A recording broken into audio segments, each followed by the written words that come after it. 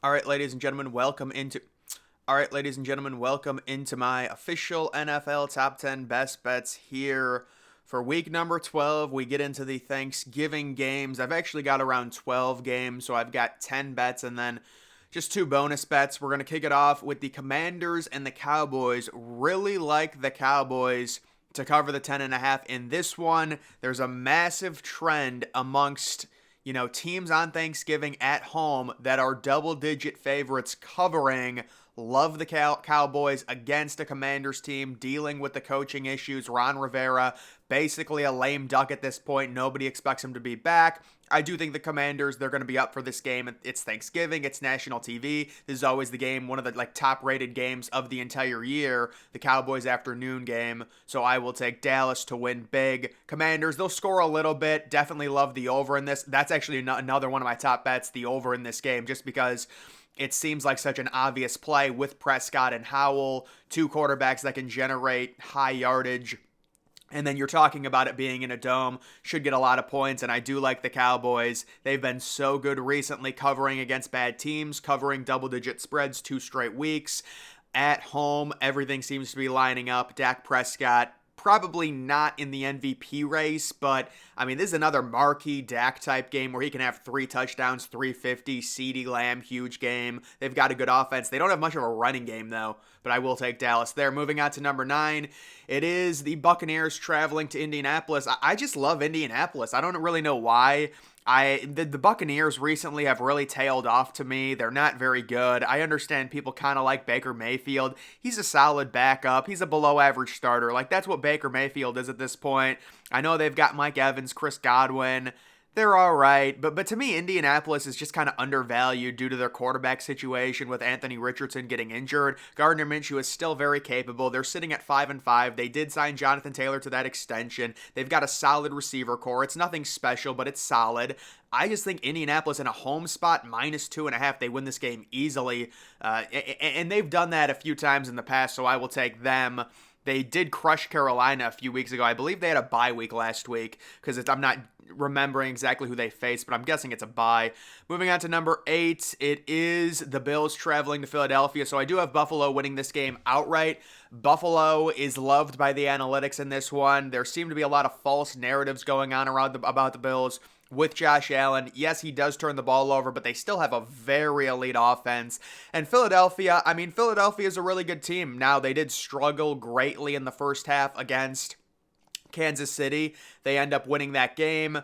I don't know. I just think Buffalo's due for a win like this. Philadelphia is not going to finish the regular season 16-1. Let's be honest. They're going to lose a few games. They'll still probably be the 1 seed, but I am expecting a road win for the Bills. 3.5 is such a powerful number to get because the Bills can lose by a field goal and still cover, but maybe the line has shifted.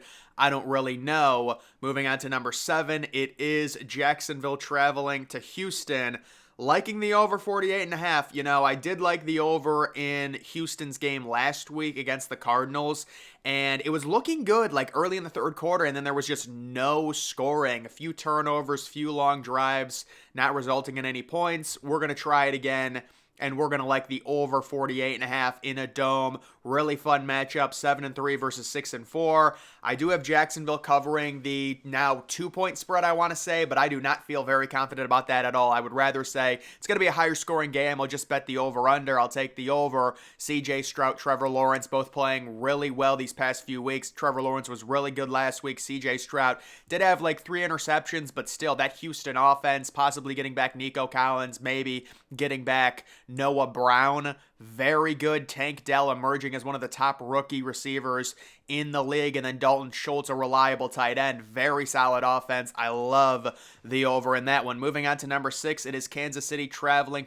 to Las Vegas to take on the Raiders at Allegiant Stadium. Yeah, and I'll take the Raiders plus the 9. I really just haven't been in on the Chiefs this year. It's just such a lack of explosive playmakers for Kansas City. The running back position, there's no one. I know you could say Pacheco, he's solid, but he's not crazy explosive. And then the receivers, it speaks for themselves. We know that the Chiefs were able to win it all last year without really a true number 1 receiver because they have Travis Kelce. But even Travis Kelce is saying, he's getting old. He says he always feels sore.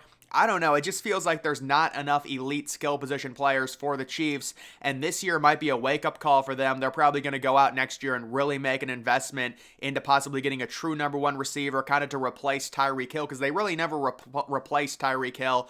But we will see. They did try drafting Sky Moore, and I knew Sky Moore was going to be a bust. I said that was a bad pick. He's just too small. And then the Raiders, they've played very well under their interim head coach at home. I like them here. They had a very tough game last week against Miami on the road.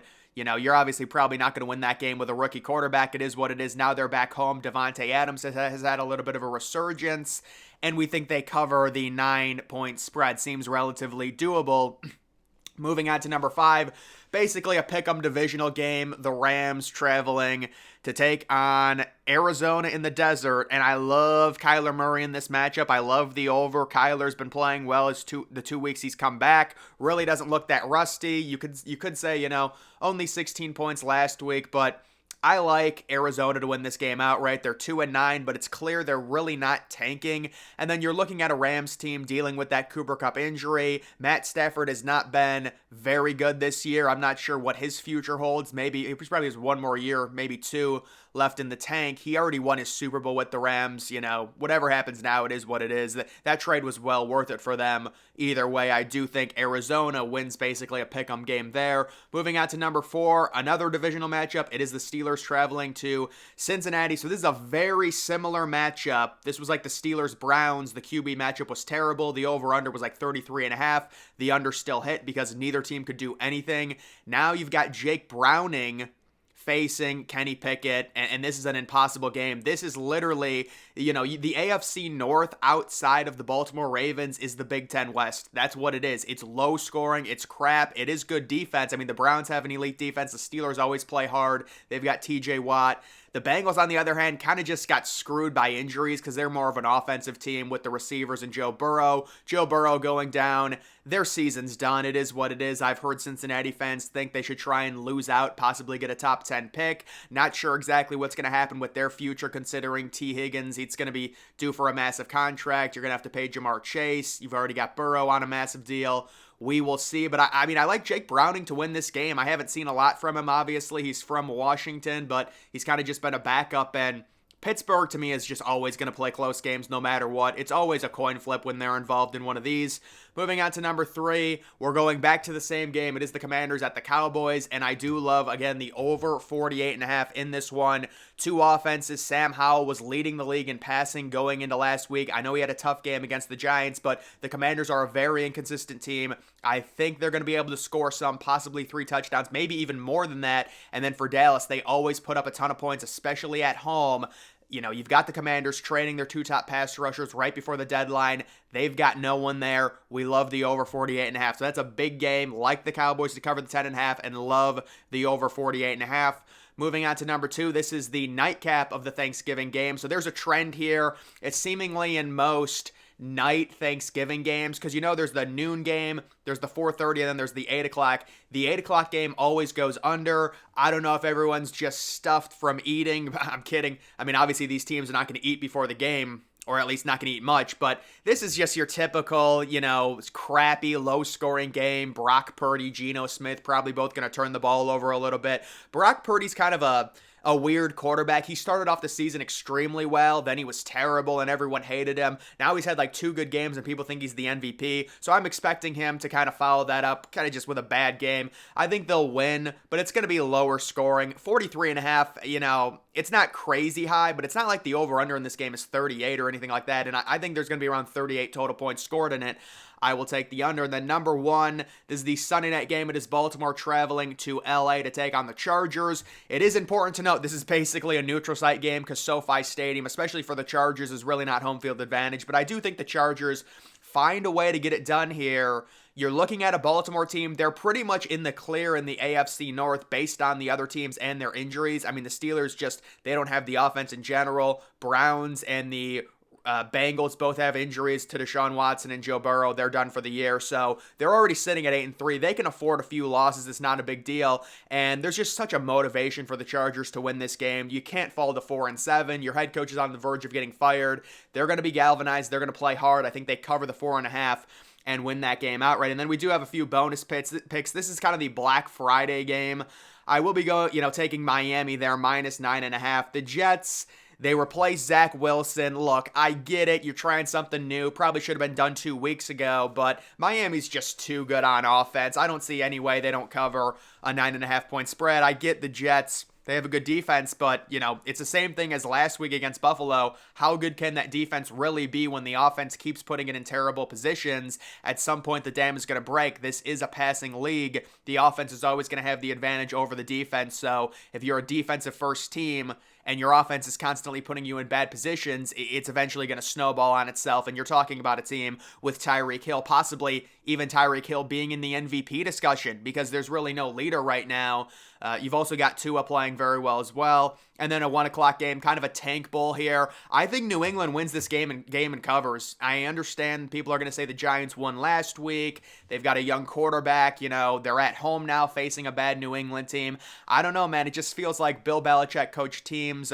The Giants are still terrible. I mean, they have to try and lose these games at some point. They're 3-8. There's just no reason for them to win. And the Patriots, it's not in their DNA to tank these games. It's not in Belichick's DNA to tank them. They still think Mac Jones can possibly be a franchise QB. They're trying to get anything out of him. I think they win this game by over 3 points. The over-under in this game is like 33.5. I'm staying away from that. But I will say that New England, believe it or not, will cover on the road -3. But guys, that is going to do it for this video. Make sure you follow me on X. Link to that's always in the description.